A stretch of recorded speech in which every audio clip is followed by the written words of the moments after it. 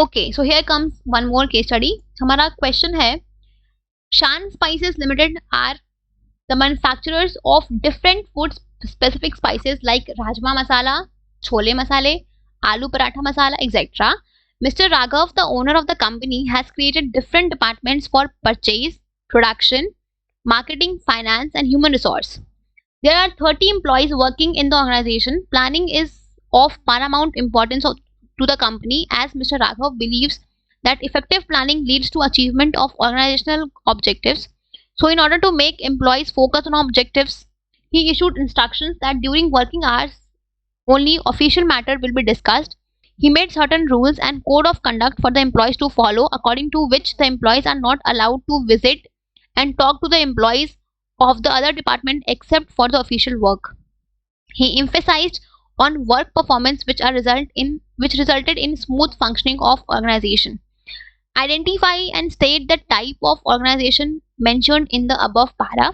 And number 2 is state one feature of the concept identified in part A as mentioned in the above para. तो यहाँ पे question में given है आपका कि एक कंपनी है शान स्पाइसेस लिमिटेड, राइट. ये जो आपकी शान स्पाइसेस लिमिटेड है ये अलग अलग मसाले बनाती है, जैसे राजमा मसाला, छोले मसाले, आलू पराठा मसाला, एक्सेट्रा. ठीक है. तो जो मिस्टर राघव है, जो इस कंपनी के ओनर है, उन्होंने अलग अलग डिपार्टमेंट बनाए हैं, purchase, production, marketing, finance, HR के. ठीक है. यहाँ पे 30 एम्प्लॉय जो है ये इस ऑर्गेनाइजेशन में काम कर रहे हैं. ठीक है. इनके लिए प्लानिंग बहुत इंपॉर्टेंट है. वो मानते हैं कि जितनी अच्छी प्लानिंग होगी हम उतने अच्छे से अपने गोल्स को अचीव कर पाएंगे, राइट.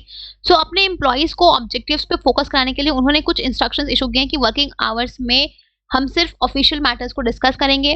उन्होंने कुछ रूल्स बनाए हैं, कुछ कोड ऑफ कंडक्ट बनाए हैं जो एम्प्लॉयज को फॉलो करने हैं, और जिसके अकॉर्डिंग ये है कि कोई भी एम्प्लॉय जो है वो दूसरे डिपार्टमेंट के एम्प्लॉयज से ना बात कर सकता है, ना मिल सकता है, other than for official work.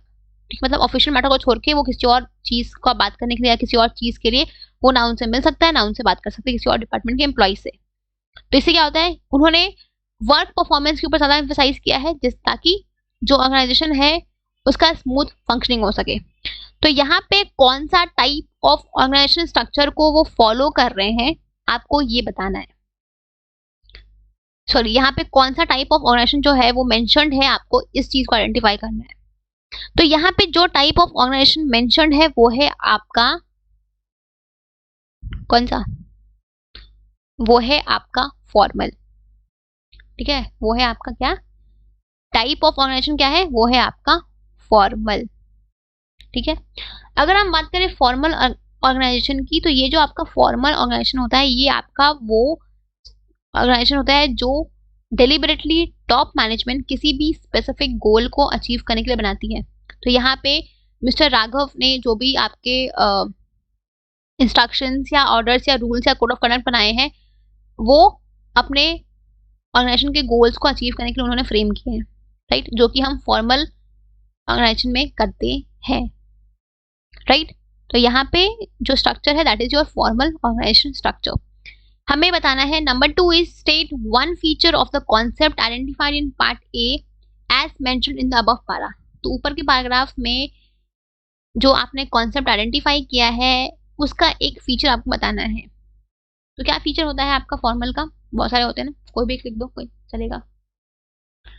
तो यहाँ पे आपका फॉर्मल ऑर्गेनाइजेशन का फीचर क्या होता है, इट क्या लिखेंगे हम, आप लिख सकते हो कि या तो आप ये लिख दो कि जो फॉर्मल ऑर्गेनाइजेशन है इसको डेलिबरेटली टॉप मैनेजमेंट बनाती है, जैसे कि यहाँ पे मिस्टर राघव ने बनाया है. या फिर आप दूसरा ये लिख सकते हो कि जो आपका फॉर्मल ऑर्गेनाइजेशन है it places more emphasis on the work, right.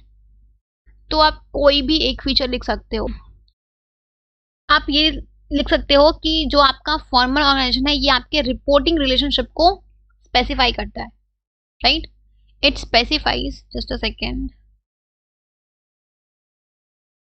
it specifies the reporting relationship